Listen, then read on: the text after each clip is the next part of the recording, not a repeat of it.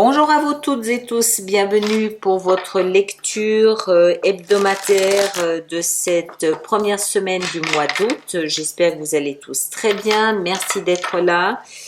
Alors, cette semaine qui marque le début de ce mois d'août, qu'on espère peut-être un petit peu plus calme que le mois de juillet, où il y avait beaucoup de choses. En août, on a quoi? On a les nœuds, le nœud qui a changé de position, qui est maintenant en Verseau, et Saturne qui est rétrograde, qui va nous amuser, si j'ai bien compris ce que disent les astrologues, qui va nous amuser jusqu'en décembre.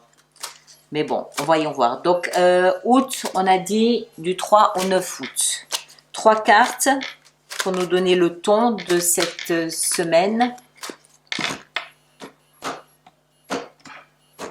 Alors, l'impératrice, le magicien et 6 d'épée. Un défi, 5 d'épée. Alors, 2 arcanes majeures et 2 cartes d'épée. L'impératrice et le magicien. L'abondance avec la manifestation du magicien. L'impératrice nous parle donc de récolte, ici d'abondance aussi. Mais à côté du magicien, pour moi, c'est plutôt la patience, c'est plutôt cette macération, cette maturation, la patience d'attendre que le fruit arrive à terme et de continuer à manifester ce que je veux, ce que je désire, sachant que ça va prendre du temps pour arriver à l'objectif que je veux atteindre. Il y a beaucoup de sagesse dans l'énergie de ces 2 cartes, beaucoup de pondération, il y a beaucoup de patience. On sait ce qu'on a mis en route. L'impératrice représente la fertilité, la fécondité, un projet, une idée, même un bébé, peu importe.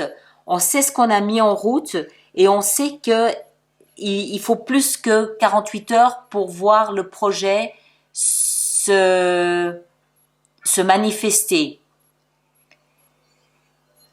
Être définitivement prêt, être prêt à venir au monde. Et pendant ce temps, le magicien, il continue à manifester, il continue à travailler sur ses dons, sur ses qualités. Il continue à travailler, à peaufiner son chemin.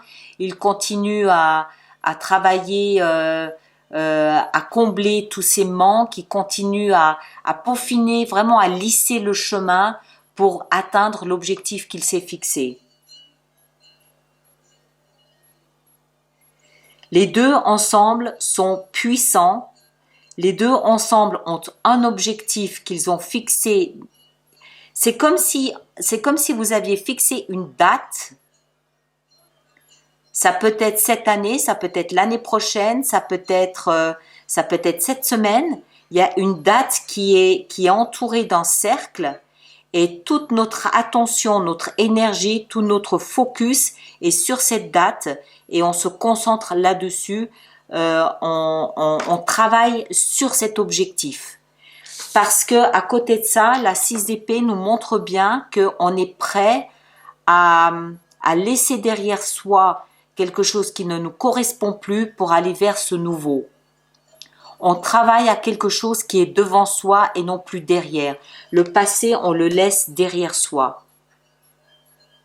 Tout simplement parce que devant, c'est ce à quoi on travaille avec notre cœur, on y met notre intention, on y met tout ce qu'on a de magie, d'intention. Je peux pas le dire autrement. C'est notre intention, notre amour, notre magie qui est dans un projet et on laisse derrière soi tout le reste. La 5 d'épée, le défi, c'est peut-être de ne pas ruminer. C'est de ne pas ruminer pendant qu'on doive attendre, pendant qu'on doive être patient. c'est pas tout de suite. Il y a un laps de temps avant de voir ce projet ou cette idée ou cette ambition ou le fruit de ce à quoi on travaille. Ça peut aussi être sa personnalité sur laquelle on travaille. Ça peut être une nouvelle version de soi-même. Et pendant qu'on travaille là-dessus, il s'agit de ne pas ruminer, de laisser le cerveau au repos et de continuer à se focaliser sur notre objectif, sur notre intention. Voilà, c'est une intention qu'on a sur laquelle on s'est focalisé. C'est très puissant les deux ensemble. Alors, on va voir si on a quelque chose d'autre à nous mettre avec ça. Oups.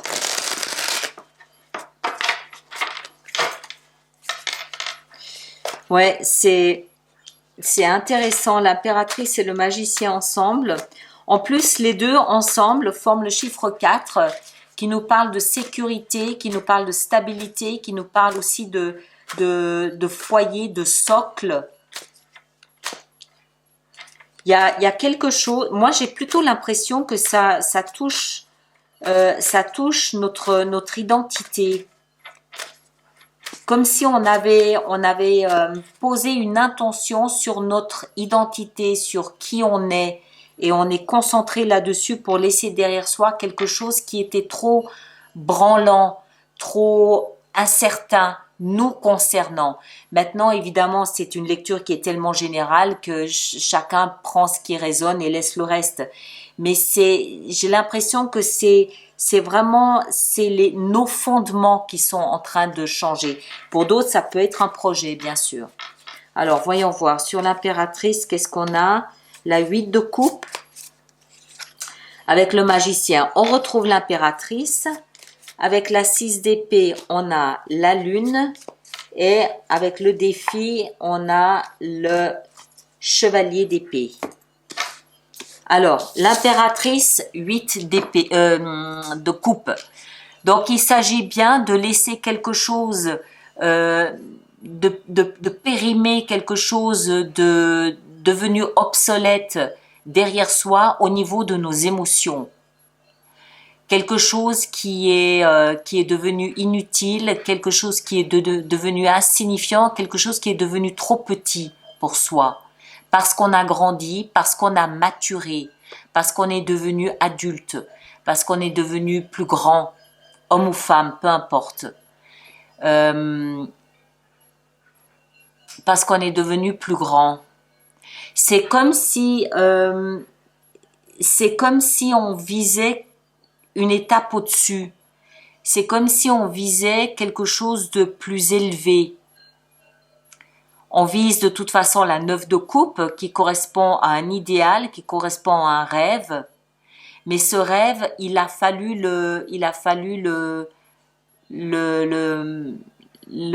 l'héberger un certain laps de temps. Il n'est pas venu du jour au lendemain. C'est quelque chose qui s'est construit petit à petit. Et on l'a hébergé en soi pendant ce temps.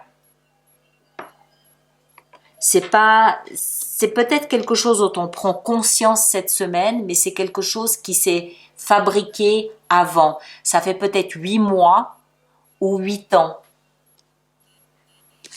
Et on retrouve le magicien avec l'impératrice, deux arcanes majeures, très puissants, c'est masculin, ensemble, qui collaborent parfaitement ensemble. Encore une fois, les deux ensemble parlent du chiffre 4, stabilité, socle, l'intention, on manifeste la production du fruit, on manifeste l'addition de qui on est. Le magicien, il transforme le plomb en or. Et ce plomb, l'impératrice, elle l'a hébergé en elle. Donc c'est un peu comme si c'était quelque chose du tréfonds de soi-même qui attendait d'être prêt pour qu'on en accouche. Alors, pour chacun, encore une fois, ça peut être différent, ça peut vraiment être un enfant que vous attendez, ça peut être un projet, mais je pense que pour la plupart d'entre nous, c'est davantage une question reliée à notre identité, à une partie de soi-même, une parcelle de soi qu'on est en train de transformer, mais qu'on le fait consciemment, intentionnellement. C'est pas un beau jour on se réveille en se rendant compte qu'on a évolué. On y met notre intention, on y a travaillé et on a hébergé, nourri, domicilié dans notre ventre ce changement pendant un certain laps de temps.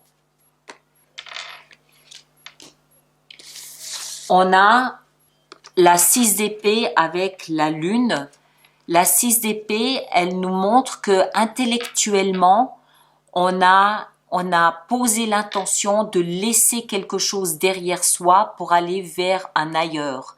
Ce qu'on laisse derrière soi, c'est quelque chose qui est devenu trop bouleversant, trop perturbant, dont on ne veut plus, parce que c'est trop instable. Et là où on va, on peut ne pas le savoir encore aujourd'hui. Mais ce qu'on sait, c'est qu'on veut aller ailleurs. On veut plus de ce qu'on avait. La 8 de coupe dit la même chose. On a une cohérence entre le cœur et la tête. Les deux nous disent on veut plus de ce qu'on avait, on veut autre chose, même si ça n'est pas encore complètement profilé. Mais on part, je veux plus de ma vie d'avant, je veux partir. Et avec ça, on retrouve la notion d'émotion avec la lune. La lune, c'est tout ce qu'on a de caché à l'intérieur de soi et qui va se révéler au fur et à mesure, peut-être au profit d'une pleine lune, comme on a à la fin du mois de juillet. Je crois que c'est le 29 juillet. La lune, on le voit ici, c'est des informations sur notre fonctionnement émotionnel qui remontent à la surface et qui nous disent non, je veux plus de ce comportement émotionnel-là, je veux autre chose. Donc on a encore une fois une collaboration entre la tête et les émotions parce qu'il y a cette évolution ici, il y a cette participation, il y a cette intention qu'on a mise à évoluer, à changer. Et le défi, on l'a vu, c'est de ne pas ruminer, c'est de laisser le cerveau faire son travail de compréhension, d'analyse et de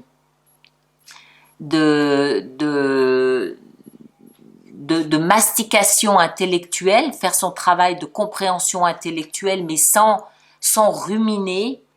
Et le chevalier d'épée, lui, il transporte l'information, il va très vite, peut-être même quelquefois trop vite, d'où cette rumination. 5 d'épée, c'est la roue du hamster. Quelquefois, elle tourne non-stop, le jour, la nuit, et le chevalier d'épée, lui, il ajoute de l'eau au moulin. Donc, le défi, c'est peut-être de ne pas en rajouter à cette réflexion, mais au contraire de mettre le cerveau un peu sur pause pour laisser les émotions prendre le relais et laisser le temps faire ce qu'il a à faire sans être toujours en train d'analyser ce qui se passe. Je pense. D'accord ?